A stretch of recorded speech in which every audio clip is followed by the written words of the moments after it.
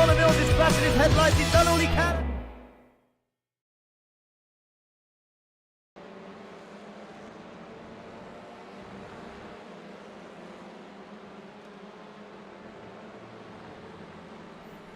Good evening, guys and girls, and welcome back to the Racing Line for the Racing Line Touring Car Championship here on the Racing Line, and of course on VCO eSports as well, both on YouTube and Twitch across 4 channels. I am your commentator, Jack Johns. We've got our live steward, Stephen Burns, in the building as well, and we are here for round 3, races 7, 8, and 9 at Interlagos, the Brazilian circuit, which we visited last time out in Season 1, and we make a return for Season 2.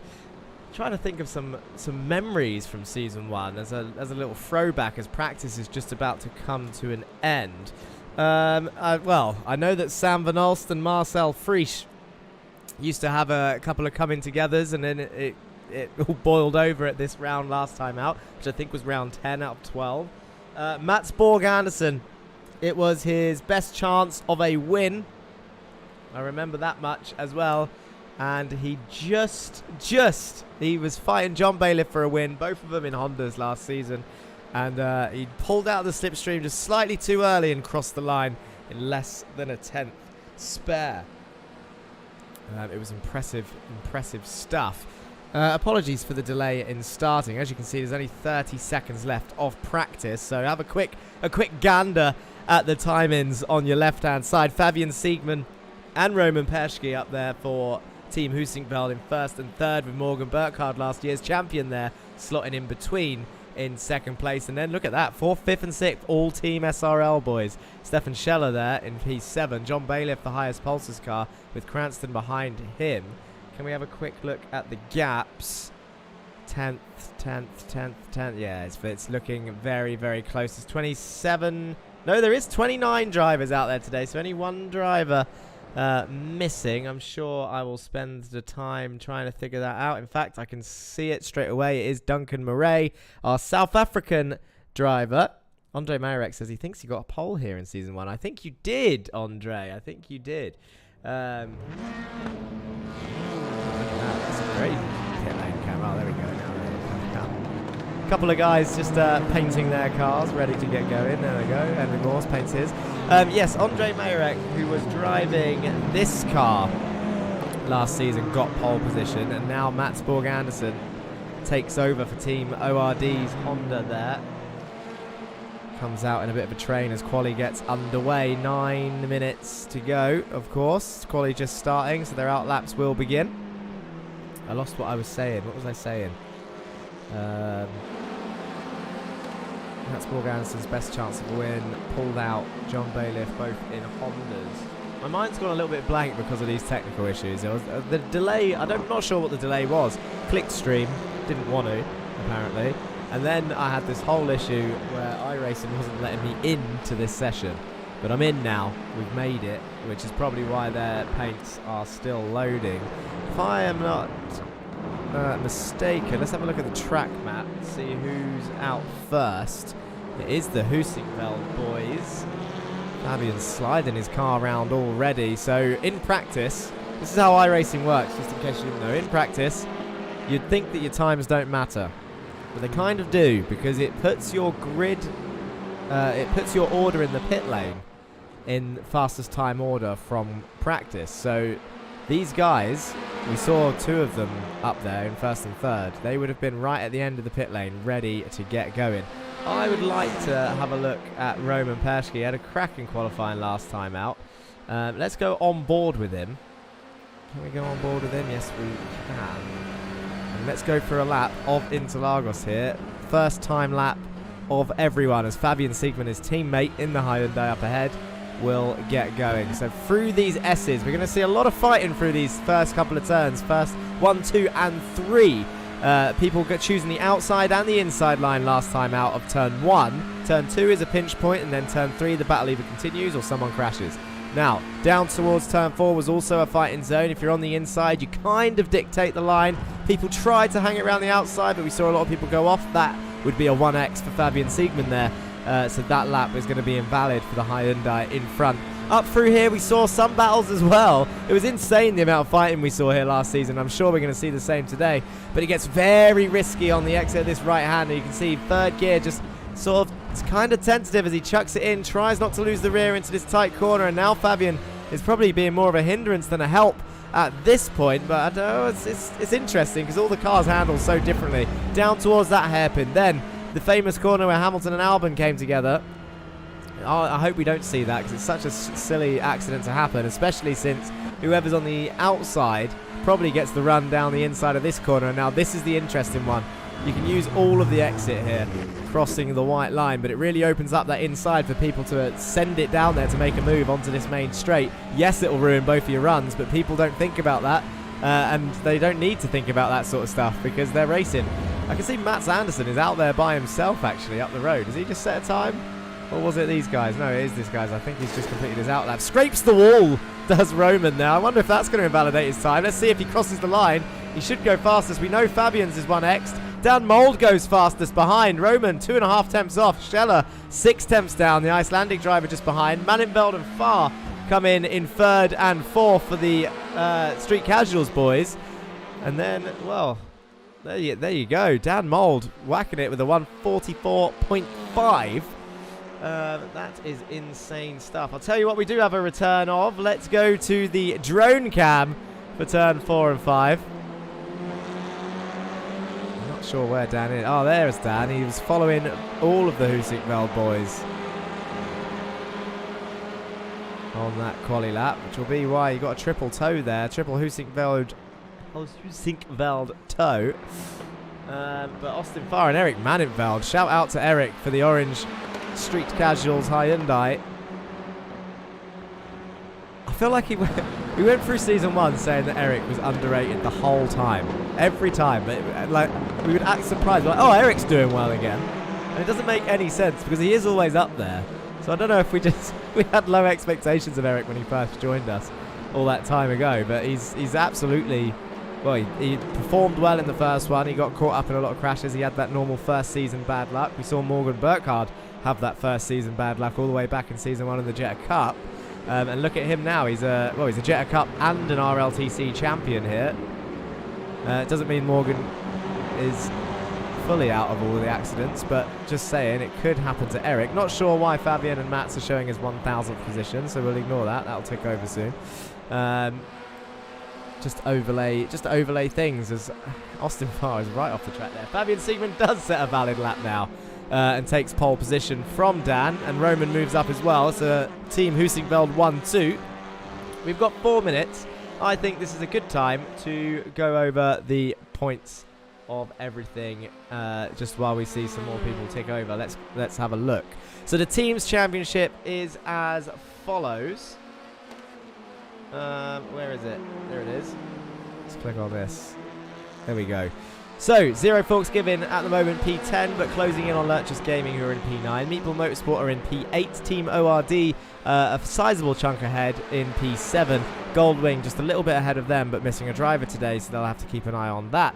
Team Hussikveld are currently in P5, although they're looking extremely fast this week here at Interlagos, so we'll see how that plays out. All Sports Racing are in P4, with Street Casuals dropping down to P3 after leading after round 1. Pulsar eSports and Team SRL, only 2 points separating those teams in first and second. Team SRL currently leading the way.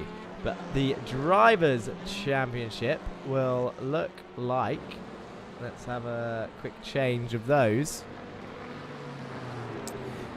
Yes, here we go. So, Caraday remains pointless, but starts the season tonight. He is in the session, so we will see, we should see him. We should see him climb the order at least a little bit because he'll get points. There's points all the way down to last place. Wallace comes in and closes in on Parfit. Jan is 27th as Gibson gets off to a slow start. He will show the pace that he had at Rudskogen, though, I'm sure. And last season he was pretty quick as well. Brandon Hughes is 3 points ahead. Thornton 3 points ahead. Roman's bad luck continues, so expect a big jump from him today because he's not very high up as Roman. He's down in 23rd at the moment, which is definitely not equal to his pace. Henry Morse is slowly rising up to 22nd.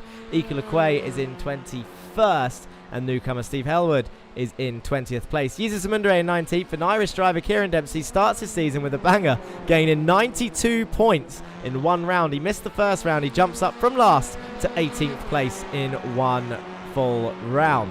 Duncan Murray is in 17th place, but not with us today, unfortunately.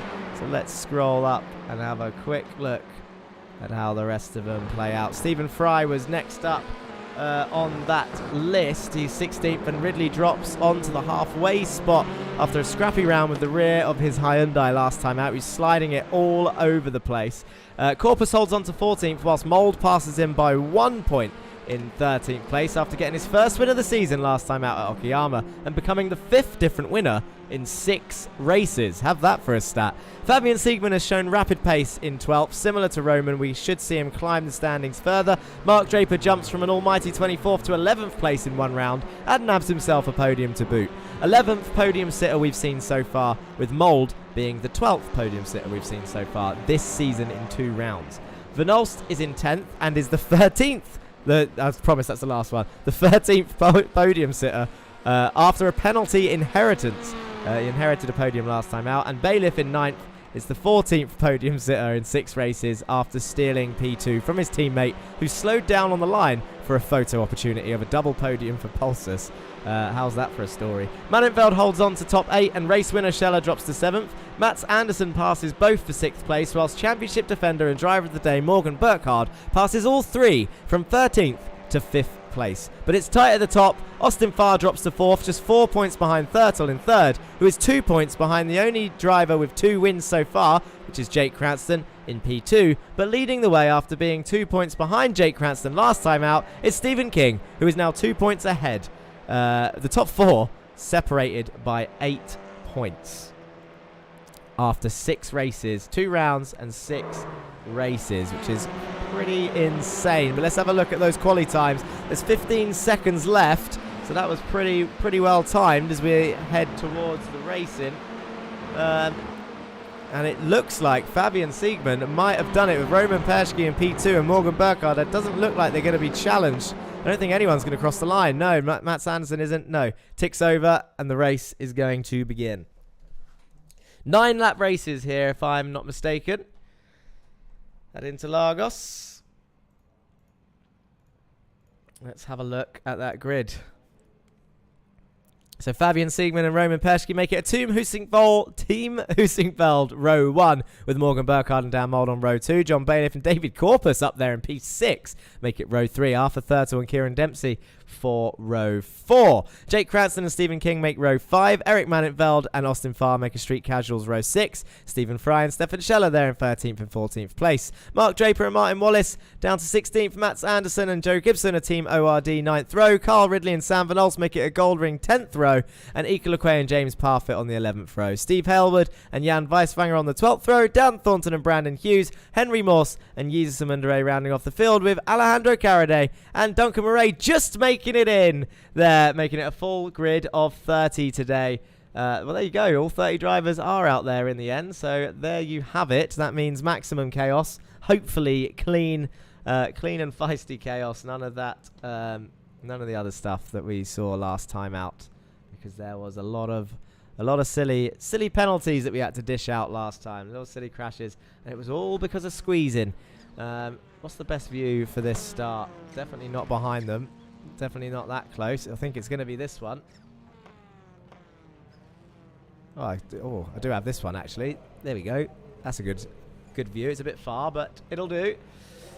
Just waiting for the last couple of drivers now. John Bailiff doing his duty and letting me have time to read through the grid. Matt Sanderson also not on the grid just yet, and there we go. Now they all are. So the lights should be coming on. There they are.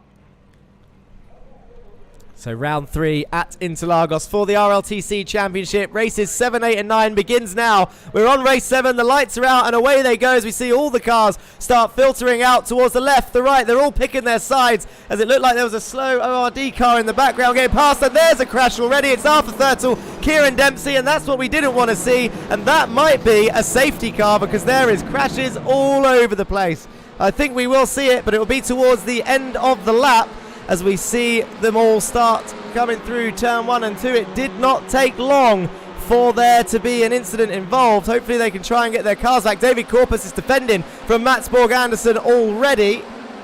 Big oof indeed, says Andre Majorek in the chat.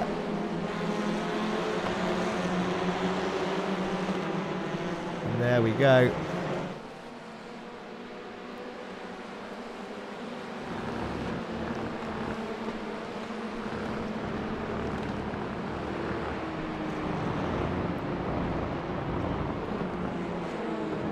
Rip indeed. Christoph plays in chat. I was just wondering, it's throwing me off, that was a little bit. So it's lap 1 of 9. We haven't seen a safety car so far this season, actually. It'll give us a bit of time to have a look at what happened. It just looked like another one of those coming across at the start. Let's have a look if we can see if we can find where it started.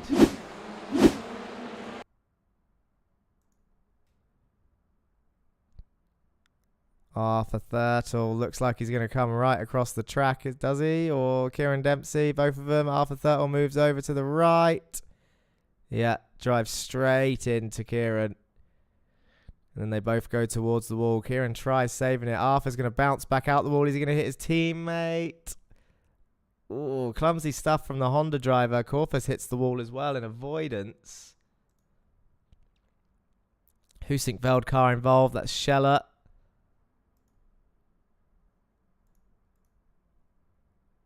Draper involved. SRL on SRL again. I think we can see actually from Draper's point of view, this is what it looks like. He probably would have had nowhere to go. Here's where it happens. He does brake, he reacts to it, and then he just sees, oh, there it is. He gets hit from behind. So he did slow down for it. This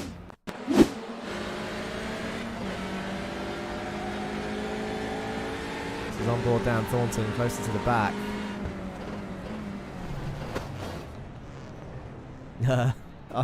Questionable reaction times that time. Jan Weisbanger, he's always good on those brakes. Yeah. Oh, he does react. Tries to. Oh, in fairness. Oh, he does avoid it. Give that man a round of applause. I want to see the offboard of that. How close did he get? He did not get involved in the accident. He slams on those brakes, comes to a pretty much stop. His car will not be damaged and he'll be able to carry on no problemo. I think that'll be all the crashes. That's all the replays we need, to be honest.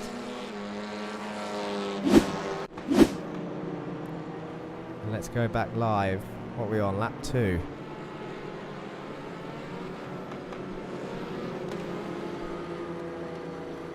Can't adjust it yet. Got to wait till they tick over the line.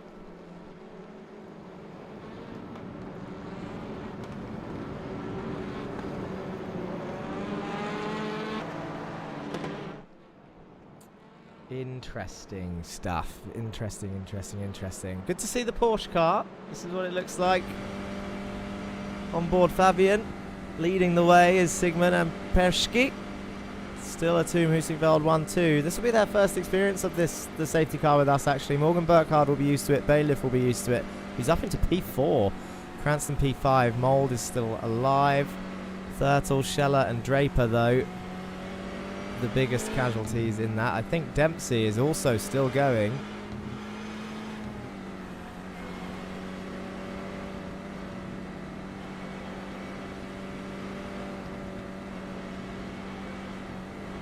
Are we seeing some people pull into the pits there? I think we are. Some people are going into the pits to repair.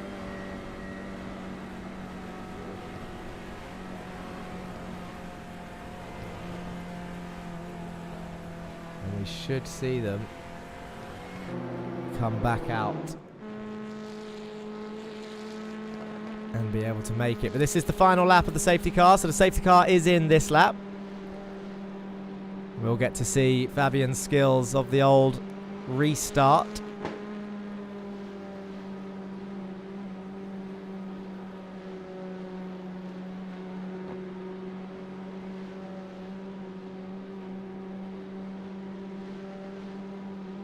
I wonder if I reckon they waited to pit. I bet the pit lane closes.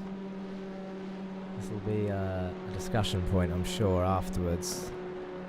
Whether they could have pitted straight away and maybe have the black flags cleared, or do they just wait for this lap? I think they're gonna get round in plenty of time. Sam Van Alst is pretty much on the back of the field already.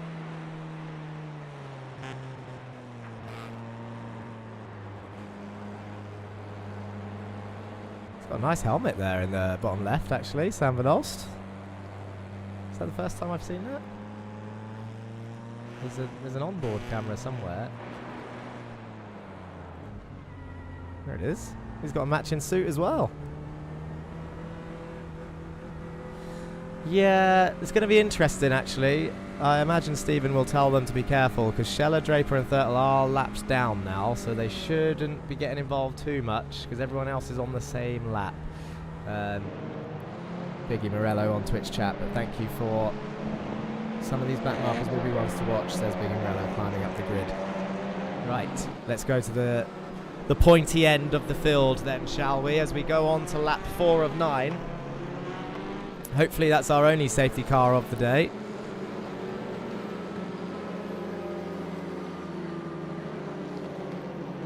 The lights are off, and Fabian's not giving it any room. He's allowed to back off from it. He is the one dictating the pace. Jake Cranston in the background there, weaving and warming up his tyres. And there we go, the gap starts appearing now. These two will be communicating, Sigmund and Perschke. Who's going to go first? Hopefully he doesn't jump the gun. He's still pretty close to the pace car. It looks like he's going to minimise the run. He might be trying to wait as long as he dares. It's quite a long straight here at Interlagos, so I imagine he's going to wait until the end.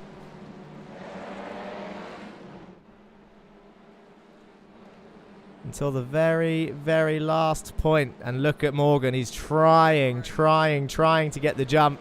And away they go. Look at that. That's a purple Audi, the Meatball Motorsport Audi in the background. Absolutely looking like he got a jump on the start. But this is it. Fabian Siegmann looks like he's got a clean run, but Morgan Burkhardt round the outside of Roman Perschke. Can't quite break as late as the Honda, though. John Bailiff came under pressure from Jake Cranston and keeps it in between the All Sports boys. And Dan Mould is still very much in this as well. Don't count him out in the Team SRL Hyundai, who's chasing down Jake Cranston, who's now having a look round the outside of John as they head down towards turn 4. Fabian Siegmann leads, Roman Perschke in second, Morgan Burkhardt third. Bailiff goes to the middle of the road, Cranston sends it to the inside, tries dummying him, doesn't work. Although it has worked because it's pressured John to go wide. He gets his little nose under there and towards turn 5, can't quite make it stick, and now Jake Cranston's going to come under pressure from Dan Mould as they head up towards the hill, in towards the right-hander. Dan Mould is very much there. They get very close on the entry into the right-hander, side by side, the All Sports racing car and the Team SRL mobile as they head down towards the middle sector, and this is where it gets tight. The Street Casuals boys also fighting it out here. That's Austin Farr, Eric Mannitveld as Mats Anderson gives a little tap to Eric there just to let him know that my nose is here, boy. Do not turn into that corner as they now exit the hairpin in the middle of the circuit. Up towards the turn 8 or 9 they go. I should really learn the turn numbers as Mats Anderson sends it down the inside of Eric and tries again. But as I said in practice in quali, the outside line is the stronger one there as Eric gets the better run down the hill, down towards the final turn, which is turn 12. But you can bet your bottom dollar that Kyle Ridley is going to be trying to size up Mats Borg Anderson there. Let's have a look at the drone cam on this corner. Does it work?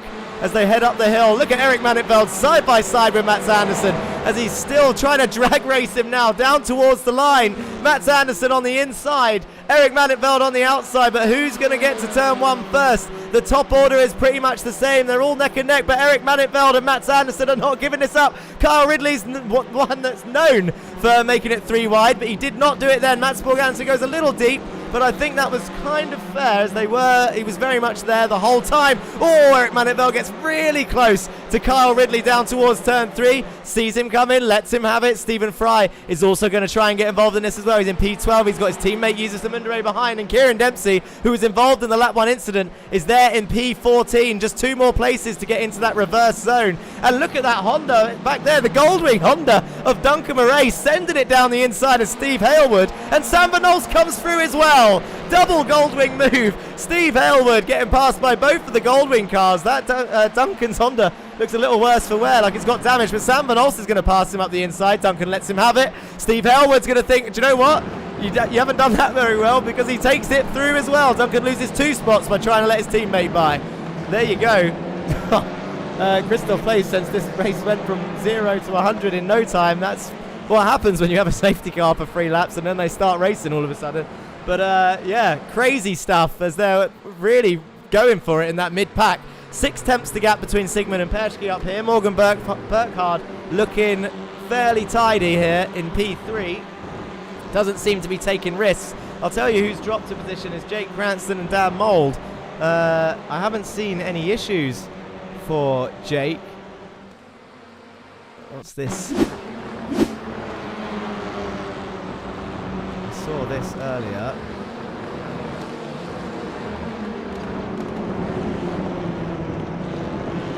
Well, I think that's just the gap as it is now, so nothing much doing. Parfit is swapping over with Duncan Murray. I think James Parfit is going to go around the outside of turn 1. Tries braking later than Duncan. He can. He swoops his nose in and he's on the inside for 2. And it will give him the outside for 3, but it looks like he's got the better run. James Parfit for All Sports Racing and Duncan Murray for Goldwing. Side by side on the exit. Duncan seems to have got the better run out of 3. But now this is where Parfit's going to come into his own. They make a little touch as they head down the straight. They're leaning on each other. There's no need for this. You need to give each other room as they go down towards turn 4, and it looks like Duncan might be trying to keep it. Gets a bit of a touch from James Parfit there as he leans into his rear, into the turn-in. Swapping high ground rules here. James had the high ground on the straight. Duncan had the high ground in the corner. They're going to get feisty. They're going to get frustrated as Duncan breaks into the corner. This is what it looks like from on board James's car. Let's go to the nose cam as he sticks his nose into the hairpin. Can't quite get it done, but there's also cars fighting behind. Look at this. Oh, that's clumsy from James. Oh, he just expected that corner to open up. That will be a penalty, I'm sure. And we were on board to see it, but pretty much using the track and more to get that inside line on Duncan Murray. Maybe frustration showing from the unnecessary contact from Duncan on the straight though. Not justifying it, but that's just calling it as we've seen it so far. Of course, after analysis, opinions change. For example, Henry Morse has gone very wide by himself there on the exit of turn 12.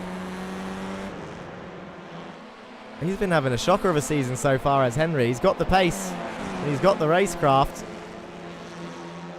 David Corpus looks like he might be making a move. We've got all 3 Lurchers cars here surrounding Martin Wallace.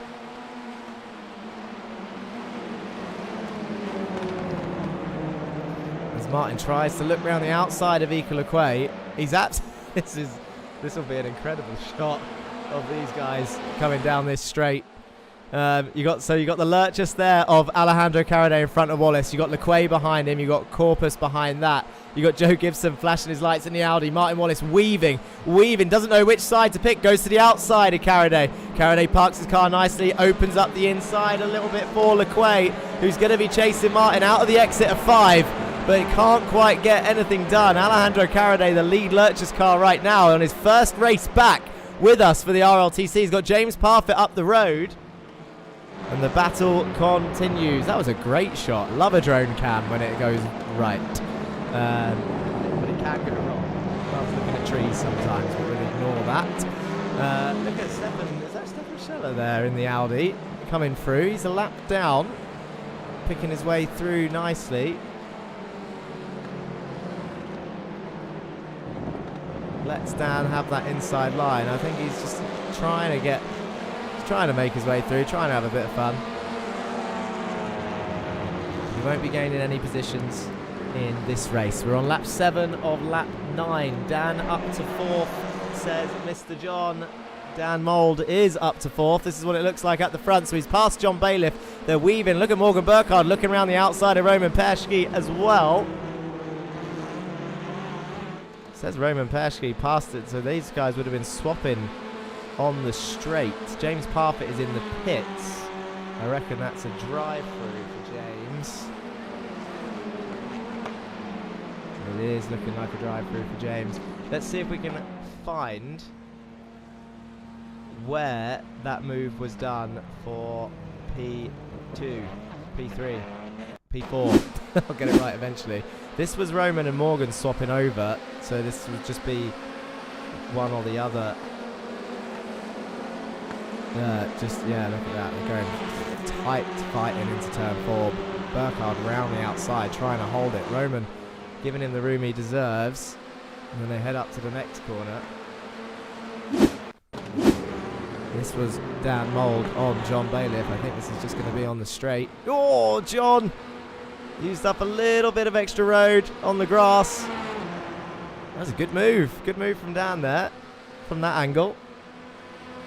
Tony Turver in chat says, I noticed that too. So Dan Mould's got a couple of fans in the chat. The SRL boys coming to support, I'm sure. And rightly so, because they are leading the team's championship. So bring out the SRL brigade. Get in chat. Show your support. I'm sure when they watch it back, they will love it.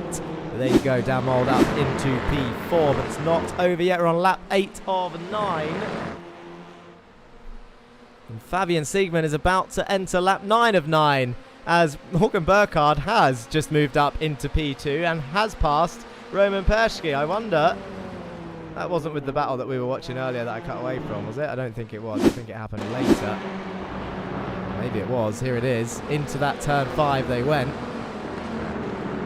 Turn 6. Morgan Burkhardt on the inside. Look at that. Places his car really nicely. Roman making a bit of contact with Dan Mould on the exit there. Couldn't really avoid that, to be honest. Dan flashes his lights, maybe in frustration.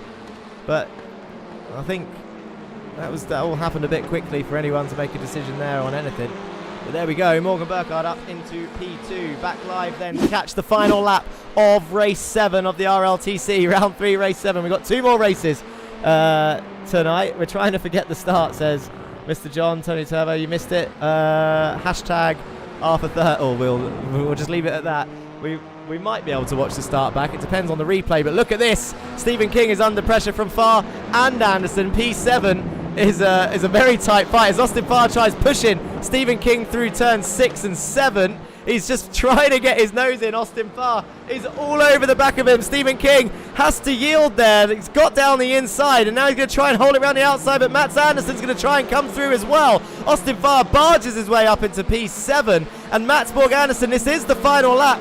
Fabian Siegmann is already round the exit of the final corner. Mats Borg Anderson has done this before. He's going to have a look again down the inside of the final turn on Stephen King. Stephen King tries to get the better run out of the corner, and they're going to be free wide across the line. But your leader, we're going to have to cut away. Look at that. Eric Mannenveld's pushing Mats Borg Anderson. Stephen King's going to push Austin Farr, and this is what it looks like. Fabian Siegmann crosses the line to take the first win of the day. Morgan Burkhardt P2, but look at the boys in the background. It's going to be Mats Anderson. Is it going to be Farr or Mannenveld? Who's going to come out on top? Nearly 3 wide as they cross the line. 4 wide. What a finish for those boys. Oh my lord. And across the line, I don't want it to cut across because I want to kind of see a replay of those guys on the exit of that corner. This is too far back. This is what it looked like from above, just before it cuts out. You watch it cut out just as it starts getting good. So Eric picked Mats Borg Anderson to follow. He was pushing him to try and get the position on his teammate Austin Farr. And there we go, I told you. Cuts out just as we were getting to the good part.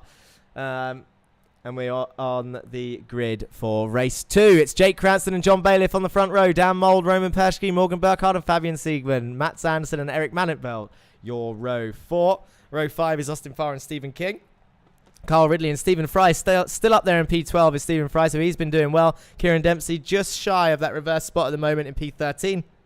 Sam Van Olst, Steve Hellwood and Jesus Mundere, your 8th row. Ika Lequay and David Corpus make it Lurchers Gaming 9th row. Joe Gibson, Martin Wallace, Henry Morse and Dan Thornton in 22nd place. Alejandro Caraday Hughes, Weiswanger, Parfit, Murray, Stefan Scheller, Arthur Thurtle and Mark Draper round off your field. Definitely watch out for those boys now that they are on the same lap. They will be trying to make their way through the grid, and it's not unheard of.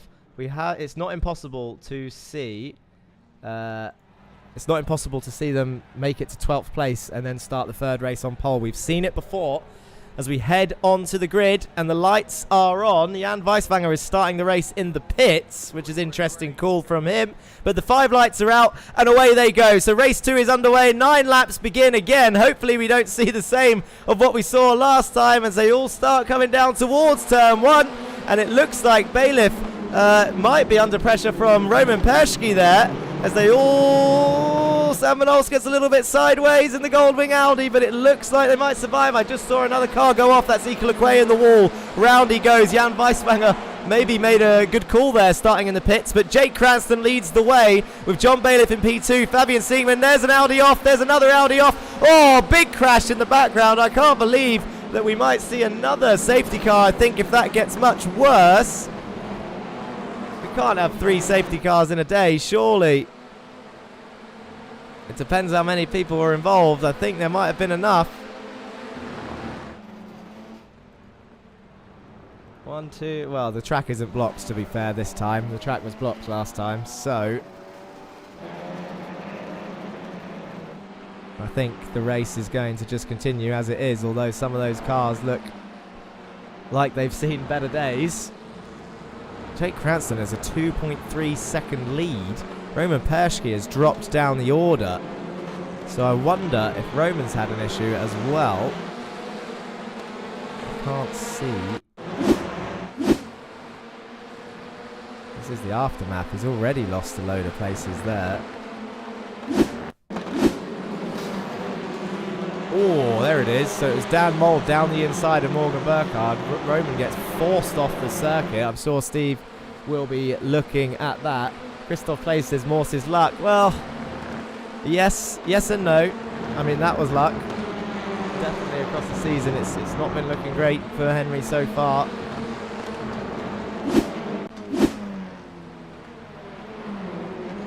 Back to the live action. And look at this. Fabian Siegman round the outside for P2. John Bailiff has to concede. That was a great move from Fabian Siegman in the Husingveld car as Morgan Burkhardt goes wide. And he's going to lose a few places there.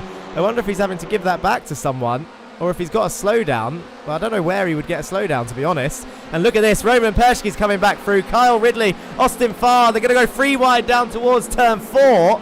Roman Perschke on the inside. Morgan Burkhardt on the outside. He can't lean on that rear as they all go a little bit wide. Morgan Burkhardt's going to rejoin after the grass. And then, Roman Perschke under pressure again. Sam Van Olst, they're still 3 wide as they head up the hill. Stephen King has absolutely got everyone around him trying to get through. And there I think he's going to survive as the Honda bounces its way over that curb. Sam Van Olst trying to make those gains. Roman Perschke, though, bumps him into the corner. Tries to give him a bit of a run, then has a look down the inside of the next corner. Goes to follow Sam Van Olst through. It's very argy-bargy in this mid-pack, but Sam Van Olst is going to get the move done. And now Roman Perschke on the outside. Stephen King on the inside. Morgan Burkhardt is behind all of them. Eric Mannenfeld. I wonder if Morgan did have a slowdown or if it was a give back. I'm not sure. From what we saw, it looked like Dan Mould was the one who caused it off. Martin needs to have a good showing to make up some points. Morgan's using too much of the circuit. Who doesn't use all of the circuit around Brazil? If it's good enough for a 2-time F1 champion to use all of that runoff. Is that Dan Mould making a move for P3? Ooh. Not quite. John Bailiff sees him come in. Matsborg Anderson, I wouldn't count him out for a podium. It was him and John last season out for a win. I think Joe Gibson's had an issue somewhere.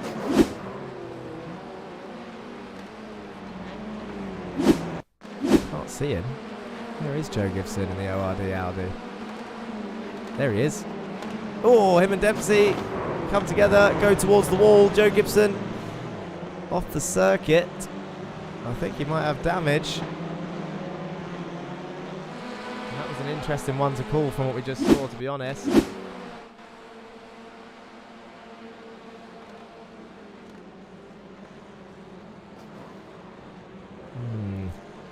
I think I remember this from last season, this turn causing those sorts of issues. Need to see who that flying car was. You want to go back and have a look at the carnage at the start? I suppose we could have a quick Quick look at the old replay. It says Duncan Murray had an issue at that point. Duncan's near the back. So I think he's going to spin by himself. Yes. Oh. Oh. I don't think he wanted us to see that. But we did. This will be the big one. Steve Halewood. It was a ZFG Audi. Manningfeld. Oh, look at this. Oh, no. Oh. That was big. That was very big. This is what it looked like on board Steve Halewood's car. So they're free ride right now. And he gets sandwiched in the middle, does the Street Casuals car. Very violent crash for Steve.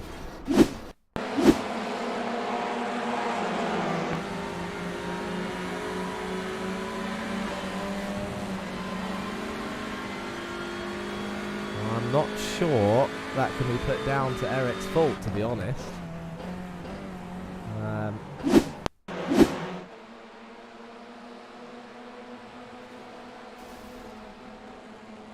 I mean, he was already there for him to... he was already there for it to be like a back out moment. Like if he was a bit further back and he saw that gap closing, then yeah, Eric should have backed out. But...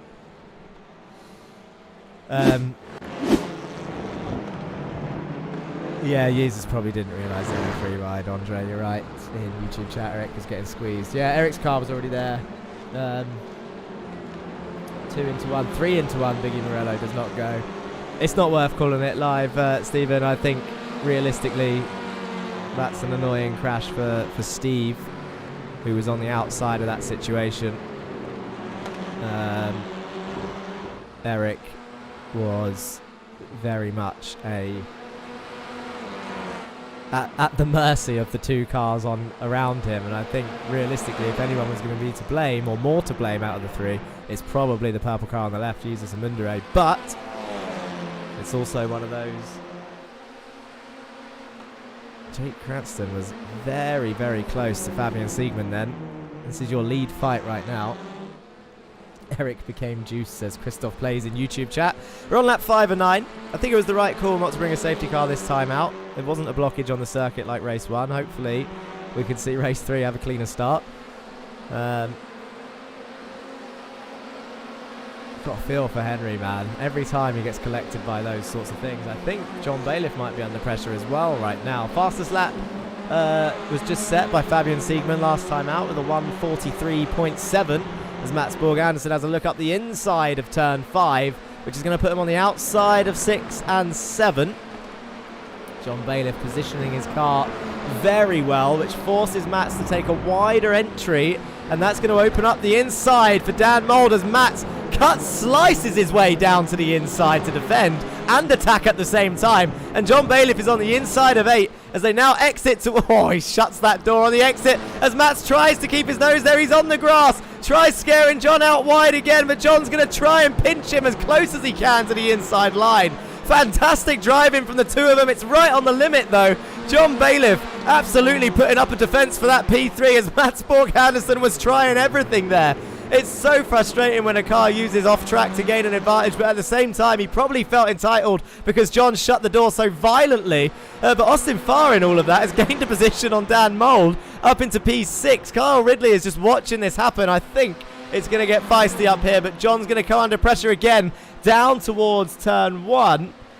John Bailiff, what's he going to do? Where's he going to go? He's just going to cover the inside as much as he can. He can't open it up too much because Austin Farr will come down the inside. But Mats Borg Anderson round the outside of turn 1 gets a bit of a twitch on the brakes as Austin Farr has a look. He's on the inside of 2. Mats Borg Anderson has the high ground now as John Bailiff gets his foot back into turn 3. Loses it down to P4, and Mats Borg Anderson, look at the exit that he got. Austin Farr is now trying to get past as well. You can't see John on his left. Can Dan Mould see him? Yes, he can. He's going to go down the inside and make it free wide. That's going to be risky from Dan, to be honest, in towards turn 4. He has to back out. He's just showing his nose as John dabs the brakes to try and give Austin a little bit of room. Lets him back on the circuit. It sounds like there's contact from the rear there. Is there someone behind Dan? There is. It's Kyle Ridley flashing his lights. Oh, my God. There's cars everywhere in this little fight. Once again, this end of the top 10 just absolutely fighting every inch, tooth and nail. John Bailiff, though, looks like he's going to lose out to Austin Farr now, as Austin swoops around the outside, gets it done, and John Bailiff somehow manages to keep Mould behind. But Mats Borg Anderson is through, Austin Farr is through, and now there's 4 Hyundais for P5, 6, 7, and 8. That is John Bailiff, Dan Mould, Kyle Ridley, and Morgan Burkhardt there for that group of 4.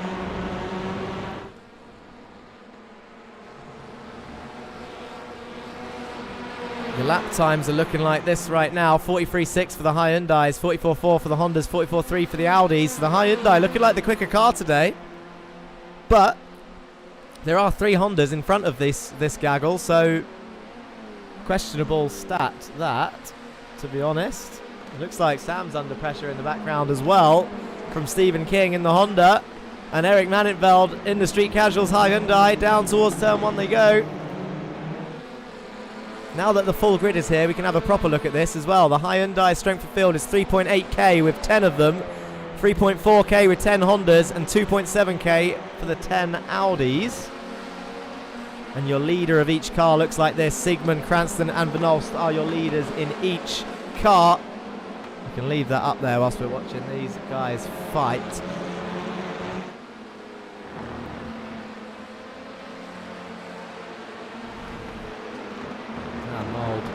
Now, this is like, part of me wishes I was racing in these series.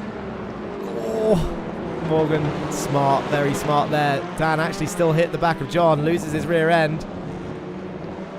And now Morgan's going to push him out of the exit so that he tries not to lose any time. But Dan Mould now defending and attacking. What I was going to say was, the reason I want to race in these series, both the Jetta Cup and the Touring Car Championship, rather than talk over them, don't get me wrong, the talking is fine, I'm not going anywhere, but it's very rare in official races that you spend a whole race, a whole 15-minute race, not just defending but attacking at the same time, because they're so close together. Obviously it doesn't always go like that, sometimes you might be out in a crash or whatever, but most of the time in this top end of the field, these guys are always under pressure from being attacked and putting pressure on for attacking. It's just always the situation. Look at this. These two still going a lap later. Sam Van Olst and Stephen King still side by side. King round the outside. Anchors on the brakes. Tries to turn in. Sam's missed his initial apex a little bit. Eric Manenveld gets it in. He's going to go around the outside of 2. Stephen King and Eric now side by side. So look at that. One fight for King into Van Olst turns into another fight for King into Manenveld for losing a position. Went to gain 1, lost 1. That's how it works in the RLTC and the Volkswagen Jetta Cup. It's insane, and I'm glad that all 30 drivers are here today, and I hope that they all remain for the whole season, which for the last 4 seasons we've ran, pretty much everyone has stuck it out till the end, and it's greatly appreciated. Mark Draper seems to have had an issue. What has happened to Mark Draper? Down towards turn 4, it's breaking on the grass. Oh! I want to watch it again, only because I feel like his onboard will be insane. Stephen Fry. In fact, Stephen Fry's onboard might be better.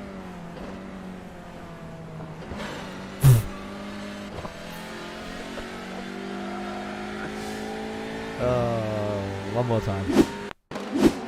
Only because I remember the sound effects that some of my colleagues enjoyed. Went a little like this. There we go. He got that very close, but Stephen Fry survives. Frustrated was Stephen Fry with Okayama, but hopefully he's having a better day of it today. I think he was 12th in race 1. He's 15th now, so he's definitely getting some points, and he's been involved in less incidents. I think the frustrations for Stephen last time out, and this is how it happens as well, by the way. What you'll find is you'll be with the same drivers most of the time, fighting with the same, and I know that sounds silly because obviously the same 30 are on track, but I mean like the same one driver. There's 30 drivers out there, and you'll be frustrated because you keep coming together with the same one every single time. And that's what was happening with Fry, and I can't remember who it was that was racing him, but there was definitely one person. I remember watching the replay, there was one person he kept coming together with, not Stephen causing the crash, it was both sides. I feel like it was Ridley, but that might be unfair of me to say because I can't fully remember. Maybe it was Duncan. I think it was definitely, I feel like it was a gold car. It might have been Duncan Murray actually and Stephen Fry. Last time out, just coming together. But Ridley and Mould, side by side. Ridley can't quite get it done. I've completely lost track of where we are. We're on the final lap somehow. Fabian Siegmann, your leader, is 4 seconds up the road. Did we even see him pass Jake Cranston? I don't remember seeing him pass Jake Cranston. That's how much stuff has been going on elsewhere. Let's have a quick look at it before the race ends. It's going to be nice and easily done, I think, on the main straight.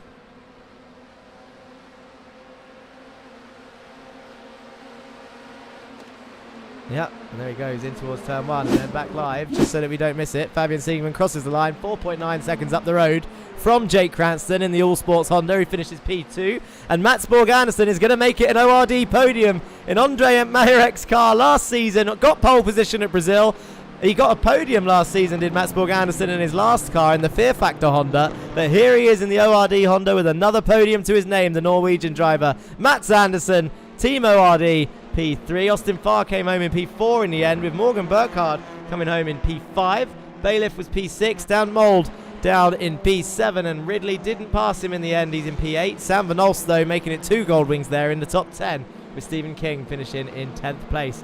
Eric Maninfeld, and I said, did I not say that watch the guys at the back, because it's not out of the question that they could get to P12 and be starting the next race in front. And that is exactly what Team SRL TCR driver Arthur Thurtle has done. He was at the back, and here he is 17 places later in P12. He will be starting your next race on pole position.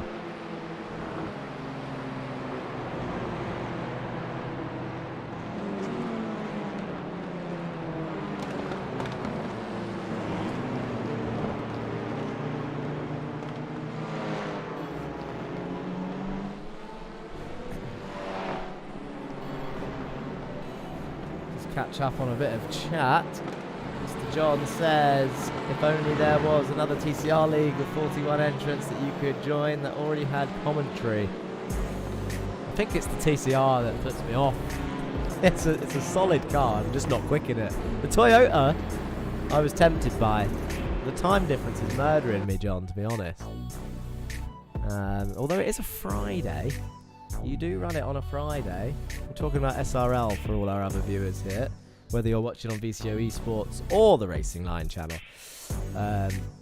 or even GT Omega, who are, of course, our sponsors, powered by GT Omega, so shout out to them.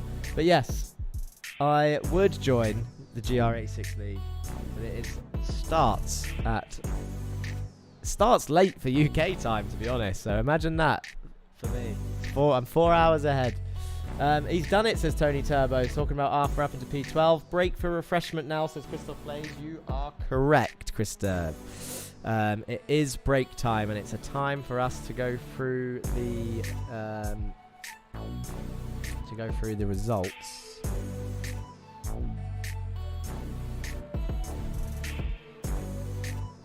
I can hear someone out there, but I can't see. Oh, there we go.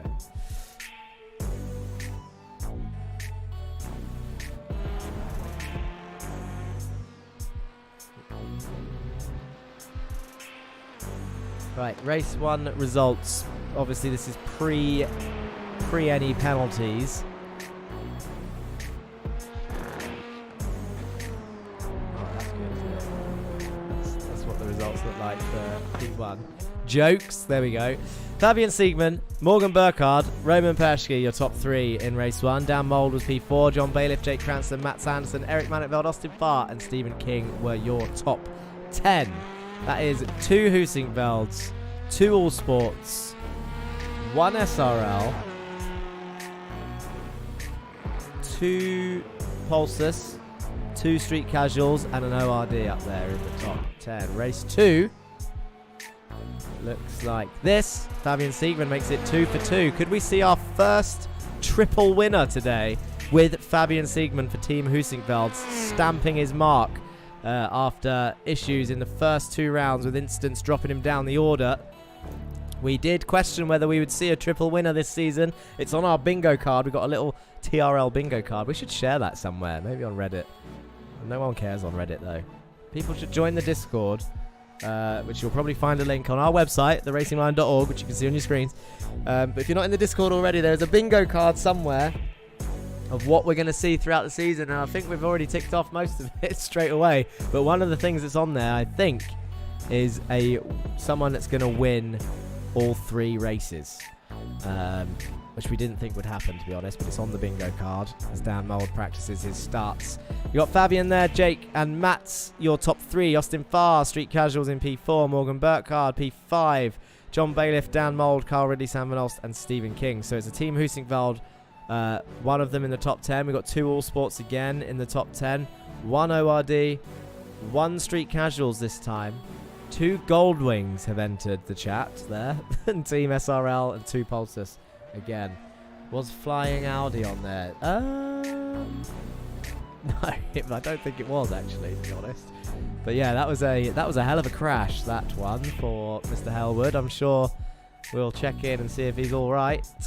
He'll be in race 3. Soul Slenderman in Twitch chat says, finally catching a race live. What have you missed so far? Have you been here from the beginning? You missed a safety car in race 1. Big crash at the start. Arthur Thurtle came across Kieran Dempsey on the straight. Went from it was like a full motorway lane change job it was. It was from lane 1 by the wall all the way to the other wall. And then it was like they were near the front end of the grid. So that was a big one. And then in the race 2, Eric Manenveld in the Hyundai for Street Casuals was in between. He was behind, but in between a purple Audi of Jesus Mundere for Meatball Motorsport on the left, and the ZFG Audi of Steve Hellwood on the right. And his nose was on the straight. His nose was in between their rears. Now I think Steve was on the edge of the circuit, so he was fine. Eric did have a right to be there. And then Jesus, I think, just moved right. I don't know if it was after contact that he moved right from the rear, or if it just moved right, not knowing they're 3 wide. But that move right moved Eric right into Steve, and then they squashed him into a little Street Casual sandwich. And then off Steve went into the wall hard, bounced back onto the circuit, took out Henry Morse with him. Once again collected in another incident that wasn't his fault. But you could say it's not his fault, but Henry Morse just needs to start qualifying better, because he needs to stop being down there if he wants to avoid those incidents. You won't believe what exotic illness I caught this week, or rather last week, says Soul Slenderman. Exotic illness? Can't be COVID. I thought COVID's done. Is COVID not over yet? Let's have a look again. Nice banger driving round in his Meatball Motorsport machine. Give him a bit of TV time. It's a lovely looking car. I say it every time, but I just think it's different. Purple and orange. Love it. I can't remember who originally designed it. Whoa, slides it into turn 1. Is he going to save it? This is just putting on a drift show, the German driver. Christo Plays says, I wonder how the team points will look like after today. We always wonder that. It's an interesting thing as the break is finished by the looks of it. Didn't even get to have a drink. I don't have one near me, to be honest, so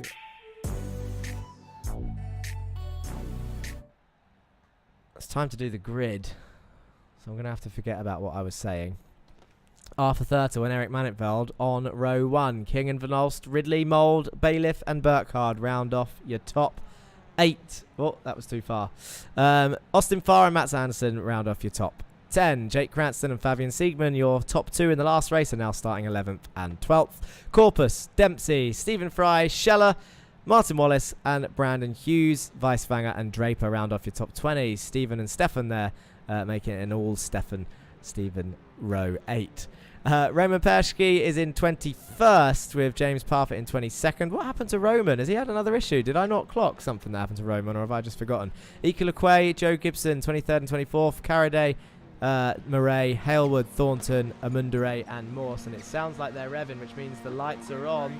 And I think the lights are off, and the race 3 has started. It's lap 1 of 9 for the final race of the day. Round 3 gets underway, and Sam Van Olst moves straight up into P2, I think, there, as they head down towards turn 1. They're 5 wide in the background, but Sam Van Olst launches it down the inside as they all come shuffling down towards the apex of turn 1. But turn 2's where's the pinch point at? Duncan Murray makes contact with Jan Weisfang. Are they going to go off? Yes, Weisfang is in the wall. Duncan Murray's round. That's Draper in the Audi, spinning, and in the wall as well. I think he made contact with James Parfitt there, a commentator for the SRL boys. Joe Gibson is also going slow in the Audi for some reason, but Sam Van Olst looking strong up the top as Stephen King gets straight into defence mode on Eric Mannenveld and John Bailiff and Carl Ridley and Dan Mould. But Arthur Thurtle is going to try and get away as far as he can. He knows that this is his chance as Carl Ridley tries launching it round the outside.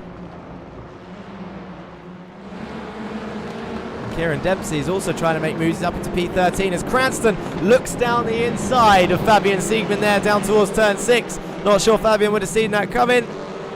It's quite early in the race to be making moves like that, but Jake Cranston is not one to hang around as he goes round the outside, keeps his car there, and he's on the inside for the next corner. Brilliant move by Jake Cranston, and I think he's going to get it done if he can get the traction out the corner. He does! Jake Cranston up into P11 on Fabian Siegman, gets past the Hyundai, and away they go. Joe Gibson is showing up as crashed, but I think it's just because he's teleported to the pits or as he spun.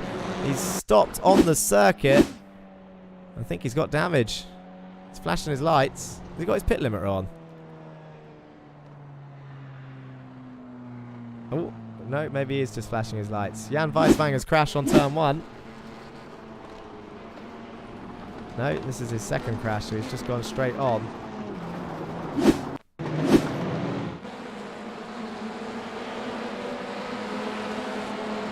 That's the second time we've seen James go for a gap that just wasn't there.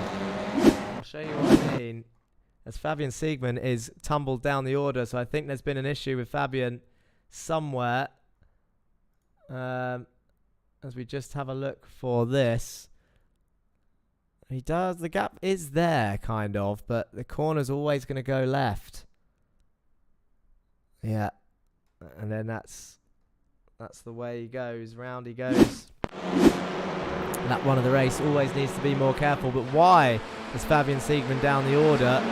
He's entered the pits somehow, somewhere.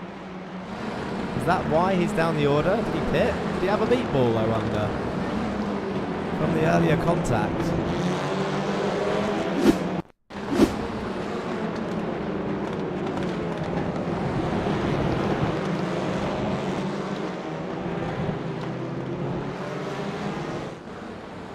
Doesn't look like he's got an issue there.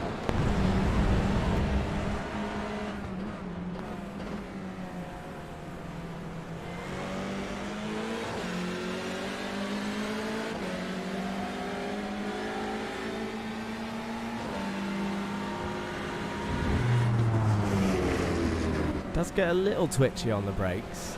I wonder if he just pits for damage. Oh, it does look a little bit broken. Yeah. Maybe. Maybe not. Maybe. Yeah, he's going to go in here. Oh, it gets very close to the wall there as well. He's no line. Unless it was a drive-through. I didn't see anyone else drop down the order, so I don't think it was a drive-through. I don't know. Steve Halewood and Yeezus Amundare having issues as well. Not sure it was together. Yeezus Amundare. Oh. It was together. Weird one. Not sure what to think of that, to be honest. Why did Duncan brake there? That'll be a heavy penalty for Duncan, I think, to be honest, if that was on purpose. May even see him sit out a round for that, because we don't take kindly to whatever just happened.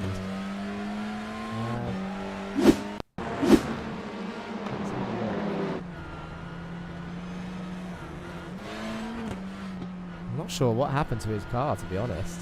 It's Stephen Burns says not a drive-through. I don't know what that was. It didn't sound like a brake check, but that was very strange from Duncan Murray, to be honest. Let's go back to the front to see what's been happening. Sam Van Olst still in P2. This will be his second podium of the season if he can hold it here. We're on lap 3 of 9.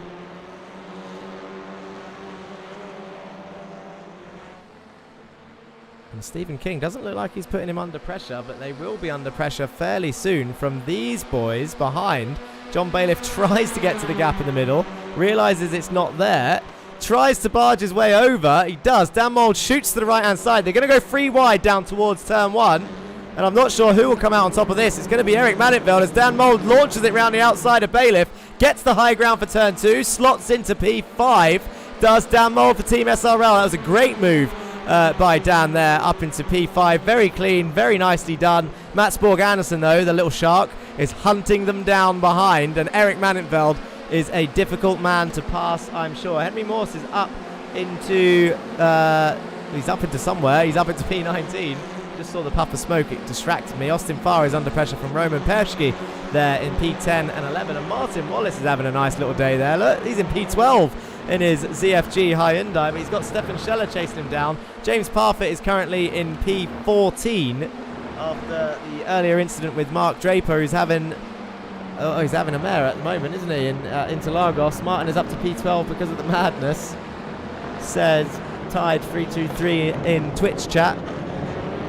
Austin Farr looks like he's side by side with Roman Perschke. He is, as they climb up the hill. Roman on the outside, and now they have the inside for the next corner. And is Martin going to try and follow him through? I think he might try it, but Austin Farr gets very nicely close to Roman. Just punts him, pushes him through the corner, whichever way you want to describe it. Stephen King, I said, was not putting pressure on Sam Van Olst, and this is what it looks like now. So he is starting to close that gap. He's 3 tenths behind him now, as Eric Mannenveld is a second back. He's not using the slipstream, so Sam moving over to the right. Little gains there, to be honest. I don't think Stephen's going to fall for that trick. As he closes. He's not using all of the slipstream. I wonder if he's just waiting for his opportunity. Is Sam going to make a mistake? Is that what he's waiting for? Or is he just happy with P3 as he cuts that curve on the inside, uses the curve on the exit, and Mannenveld closes 4 tenths on the brakes into turn 1 behind. This is what it looks like. Mannenveld still under pressure from Dan Mould in P5, who's now looking feisty enough to go down towards turn 4. I think he might be on the inside. He's going to have a look as he gets his nose down there. Oh, makes a little bit of a touch. That was a late send from Dan. He tried it. And look at John Bailiff go to the inside of 5 now to continue that pressure. Dan Mould and Bailiff side by side. Eric Mannenveld up the hill he goes. And it looks like, I think, he's going to be sort of, what's the word I'm looking for? He's going to be given a breather. Because these two fighting it out behind them. Dan Mould, John Bailiff still going at it. But now Bailiff slots in behind, the pressure off, and he's back on Mannenveld now is Dan Mould. And look, that's Sam Van Olst up the road. So it's looking very close for P2. All the meanwhile, Arthur Thurt was 2.7 seconds in the lead. And it looks like he might have this done and dusted as we're on lap 5 of 9. He's going to go on to lap 6 of 9 at this point. As they come into turn 12, Dan Mould closes in on Mannenveld, gives him a bit of a push. Up the hill they go. It's making me dizzy, this camera. But Dan Mould looks like he might have the run here. As he goes up the inside, he's got a much better run out of the exit of that corner. Dan Mould is definitely on the inside, and he might have passed him already. This is not the drone cam for us, to be honest. Let's go somewhere else. Here we go. This is turn 1 as we see Arthur Thurtle coming down towards the centre S. Sam Van Olst is under pressure from Stephen King. They come down towards the corner. Stephen King round the outside of Sam. Oh, Dan Mould slides it round. Stephen King's in the wall as well. King's round. Mould's in the wall. He's going to try and rejoin, but he's going to have to wait for everyone. I think Mould might be able to rejoin without being a danger, but Stephen King is going to go down the order because he can't reverse. Why not? He can't. Dan Mould would have got straight out there as well, and Stephen King just had to wait for his opportunity. Interesting stuff. Dan Mould is out in P14 as he's just about to be passed by David Corpus down towards turn 4.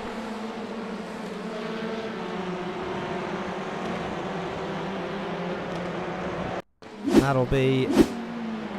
Stephen King will be wounded from that, to be honest. He does well picking up places.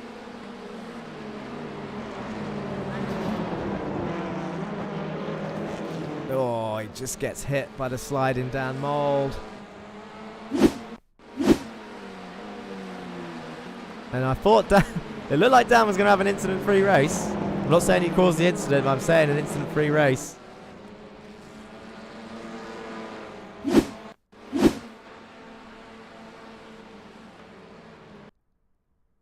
Gets very, very close here. Stephen King and Sam Van Alst.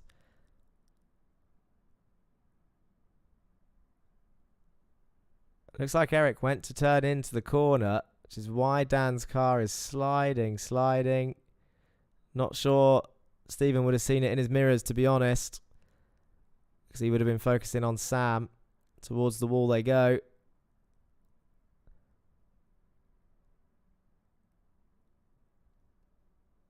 And then he actually moves out the way of Dan. Dan can continue. And then King has to wait for everyone else to come through.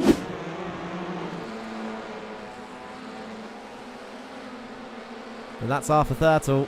4.2 seconds in the lead now. And Sam Van Alst and Manenveld are now fighting for P2. Manenveld all over the back of Sam. Sam's done well so far on laps 7 and 9. This will be his highest finish so far. Joe Gibson says he got damage from turn 3, parked it.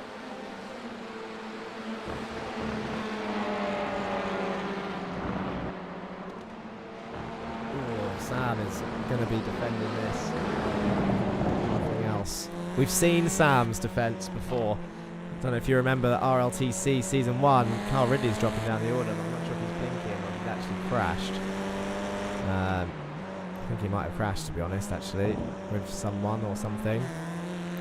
But RLTC Season 1, Donington Park, Sam Van Alst put up the defence of his life to Jake Cranston.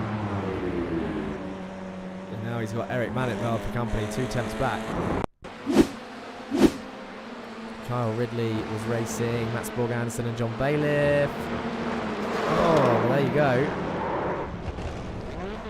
That's where Kyle went. Off towards the wall. We keep seeing these rear contacts. It's annoying, that's for sure.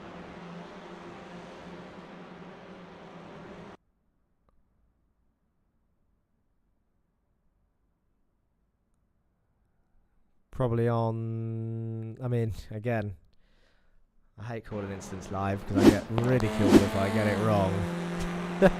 When I go back, you go, oh, you made me sound bad there. It's hard to call it live.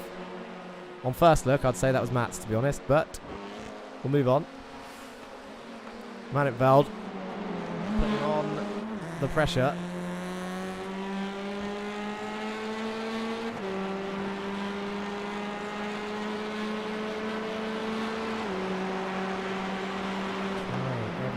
I think Carl's had another crash somewhere. Alejandro Carradine might have had an issue as well. Was it together? Oh dear, oh dear. Oh, that looked very violent and unnecessary. But it also looked fantastic, sorry to say. Let's look at the twitch from Kyle there. As they head towards the wall. Someone said driver of the day. That is a good point. Let's do that as we head back live. Andre says not a good day for Goldwing, but at the same time, Sam Van Alst is about to get a P2. That lovely tank slapper, says Tony Taylor. Yeah, that's probably why I enjoyed that clip, to be honest. That link will take you through to vote for your driver of the day. You click on that, you'll see all 30 drivers on there. Vote your driver of the day. Make it fair. Don't vote for someone who's had a bad day. Vote for someone who's had a good day. And that they earned that good day, of course. But at the moment, these two are putting their names in the ring. Manenveld is on for a P3 right now after being sandwiched earlier in race 2.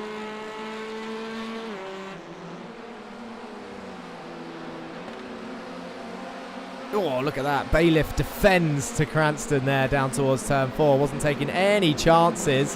I think he's gone a little bit deep. Cranston gets an almighty switchback, and he might have got that move done. He's up into P4 is Cranston. Roman Pershing is going to try and come through as well. And I think he's going to be on the outside of 6. John Bailiff, unfortunately, just can't keep those Hondas behind. But I think he's done it on Roman. But Jake Cranston slipping his way into P4. He's going to have a look down the inside of Eric Mannenveld as well on the final lap. He's taking no prisoners, is Jake Cranston. He's trying to get a podium at the last second, and Eric goes from attacker to defender as Sam Van Olst now has an 8/10 gap. And Arthur Thurtle is 6 seconds down the road, but Eric Mannenveld goes firmly on the defence now from Cranston as Mats Anderson is also making moves on Roman Persky back there. Sam Van Olst is in P2, Arthur Thurtle P1, but Eric Mannenveld is going to try and hold on to that final podium spot for Street Casuals right now. He's got Jake Cranston right behind him, who's probably the championship leader after this race, is Jake Cranston, but he's trying to get one more move done. Stephen King was the championship leader before today. Arthur Thurtle is about to cross the line and take the win for race 3, his second win of the season, I believe. And look at the gap behind as Sam Van Olst, and it's going to be side by side across the line with Jake Cranston and Eric Mannenveld. Eric does it by 0.07 of a second for Street Casuals on the, that's what it says on the timing screens anyway. John Bailiff comes home in P5, Roman Persky P6, Mats Anderson and Austin Farr P7, Siegman and Wallace as well. What a photo finish for those two. 0.02 of a second. I'm not sure I would be able to see. Can we see a replay of that?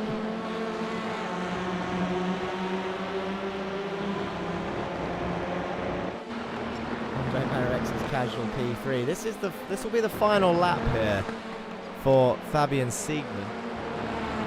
So he's got Corpus, or had Corpus on his inside. So he makes that move up into P11.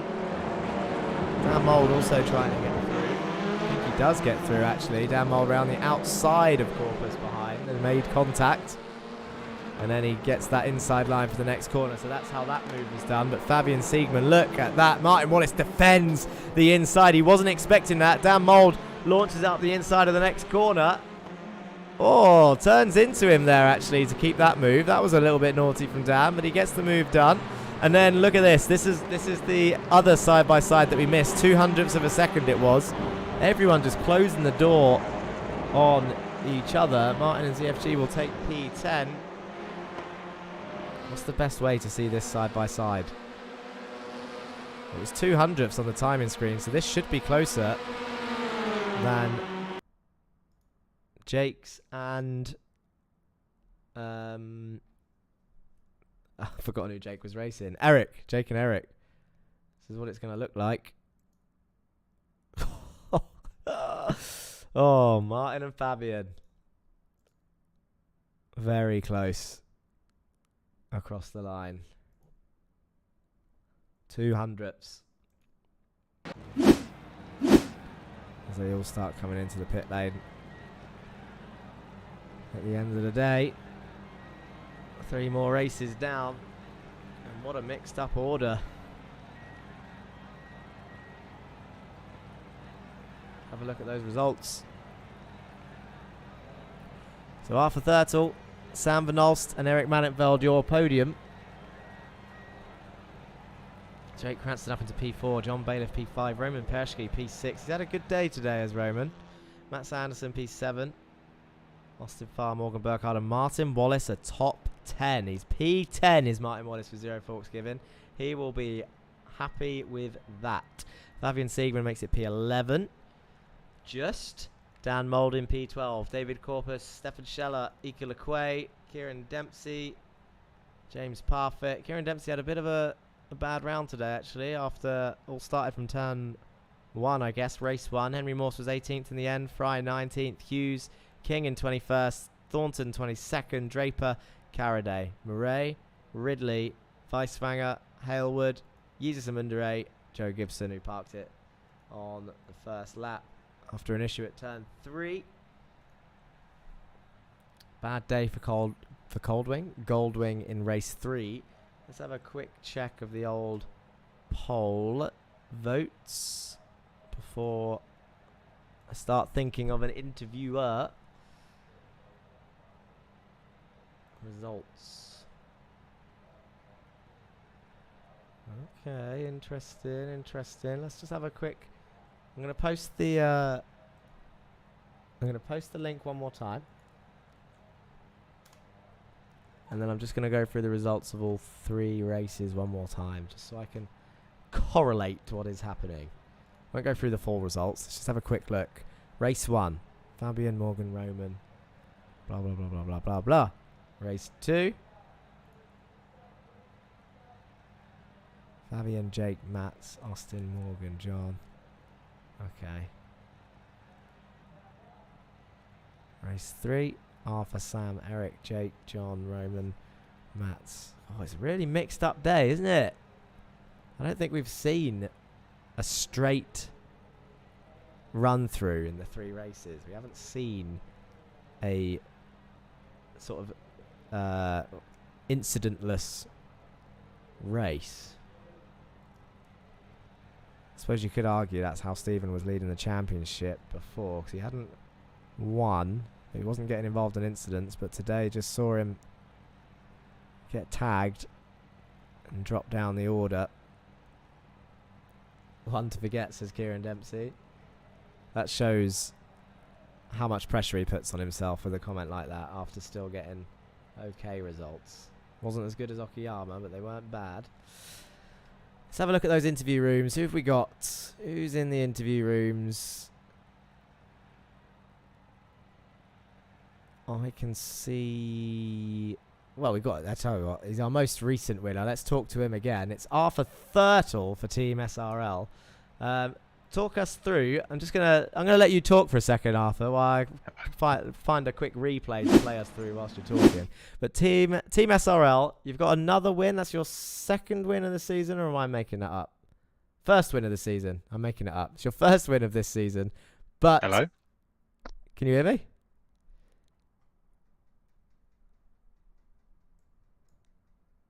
Oh, the interview not working. And I'll tell you why. Can you guys hear me? You guys can hear me, right? Andre Mayerek says, looked way more stressful than I remember it being. Yeah, I feel that stress and I'm not even in the car. Arthur, yeah, thank you, Tide. I can see that I can be heard, but I reckon no one can hear me in Discord because of the country that I'm in. So I think we might be skipping out on interviews today, to be honest. I can try and guess what they would say if that would be more fun. Let's just refresh the results of this drive of the day so I can see who it was. It is, in fact, Morgan Burkhardt for the 2nd week in a row. Oh, congratulations. You received 100 messages today in Restream chat. I haven't seen that message for a while. So well done, YouTubers and Twitchers who have been jumping in chat to talk. Morgan Burkhardt was the driver of the day. He got it last week. He got it this week. So well done to that man, the #1 car. Arthur Thurtle would have said, so I said at some point that it was his 2nd win. I was wrong. This is his 1st win of the RLTC. First win of the season. And he is our 6th different winner, I believe. I reckon he would have said something like, yeah, had a bit of a nightmare at the start. Started the 2nd race in last. Got up to P12, which is what I needed to do. Started the last race on pole. Started pulling away from Sam Van Olst. When they started fighting, the gap just got bigger. And yeah, I had a comfortable 6-second lead. So is there anyone you'd like to thank, Arthur Thurtle? You say, yeah, I'd like to thank any of my family that are watching, and the Team SRL boys. I'd like to thank my team. Shout out to my teammates Dan Mould and Mark Draper. He will say well done to them for their strong results, maybe, and shout out to SRL TV for running another touring car league, a GR86 league and a GT4 league as well. If you want to go and check them out, go check them out. I reckon that's what Arthur Thurtle's interview would be. And then I'd say, is there anyone you want to say hello or thank you to other than that? And he'd say, nope, maybe. because he listed them off already. And that's Arthur Bertel's interview. And then we'd probably speak to your driver of the day, Morgan Burkhardt. Tony Turbo says, I'm intrigued. What would a country have to do with Discord chat? Where are you, North Korea? I can't answer that question, honestly, without probably being up for arrest. So we'll just say that I'm in Dubai, and I won't make any comparisons to North Korea in terms of internet. But Morgan Burkhardt's interview would go like, I reckon he would say, my day was okay. Wasn't as strong a result as I would have hoped. He would have hoped for 3 wins, or definitely 3 podiums, which he didn't get, but he got some strong top 10 finishes and collected the points, which he'll say is important. He will say, I just tried to keep my race clean after getting a penalty last time out. And then I'll say, we've got a week break next week, and then we head to Canadian Tire. How are you feeling about that? And he will say, oh yeah, I'm feeling pretty good. Canadian Tire was a good race last time. And then I will say, is there anyone you want to say thank you to or hello to before I let you go? And Morgan would say, I'd like to thank my grandparents and my parents who have supported me all this way. I'd like to thank All Sports and his teammates, and anything else he's doing at the moment in terms of setups or anything like that. He normally runs some setup things. And then I'd let Morgan go, and then we'd pick a third interviewer. I've never done this before, guys. It's just because my VPN isn't on and it won't let me talk to anyone on Discord, which I only know that because when I dragged Arthur in and said hello and started all of the questions, he went, hello? Can you hear me? So who would be the third driver I'd speak to that's still around? It would probably be Martin Wallace. So he'll be annoyed that my interview... He'll be the one that will be gutted about this, because Morgan we've spoke to a few times, right? And I'm sure he enjoys being in the interview room anyway. Arthur Thurtle has been up here a couple times as well, but Martin Wallace doesn't get to come up that often, and he would have come up today because he got a P10, which I think he would have been happy with. And I would have said, how's that? And he would have been like, I was going to try and do an American accent then, but I don't know if I can. He would have been like, yeah, that was amazing. Yeah, really good. I'm glad I got onto the podium. I do much better Martin Wallace impressions, but it's not happening right now at this time in the morning. But he'll probably thank ZFG for the support and watching on Twitch chat and getting involved in the chat. He will definitely he shouts out ZFG most of the time, obviously, because they're his team, and rightly so. They run also their own little fun sort of races every now and then. Speedret Racing jumps in chat and says ZFG. What else would he say? He would probably say, he doesn't say this too often, but he does like to say thank you to the Racing Line for hosting. Smashed that accent, says Tony Turbo. I really didn't. It was a really bad one. If I tell you what I could do. He did say this once in voice chat. Holy shnikes. I truly apologize. There you go. That's my Martin Wallace impression. I don't know what else to say for Martin. He'll just be happy with a top 10. He'll probably say he's peaked. I don't know if that's fair of me to say. But I know that he can get higher than a 10th place. But in his own head, with how tight this field is and how strong the strength of field is, he'll probably think that that's going to be one of his best results of the season. I think he can get higher than that because we keep seeing silly incidents, and all he's got to do is keep his nose clean and pick it up. I can see ZFG coming out in chat now. I can't imitate his calm, deep voice. You're right. I'm just not manly enough, Andre, to get that deepness, that authentic Jamaican tone of Martin Wallace. As you can see, the Jamaican flag on top of his car. Anyway, that's it for the interviews. Sorry I don't get to speak to anyone. Hopefully I can resolve the issue and have my VPN on next week so that I can speak to those guys as well. And maybe we'll do a little extended interview. Not next week, the week after, because we're not here next week. Next week is break week, guys and girls. Don't turn up next Monday because we're not here. The week after, we're back for a 5-week run till the end. So be aware of that. Yeah, that is round 3, Interlagos. I've been your host, Jack Johns. This has been the RLTC Championship on the Racing Line channel and VCO eSports. Thank you all for watching across all 4 channels. If I don't see you on chat this week, then I'll see you next week for the next video here on the Racing Line. Peace.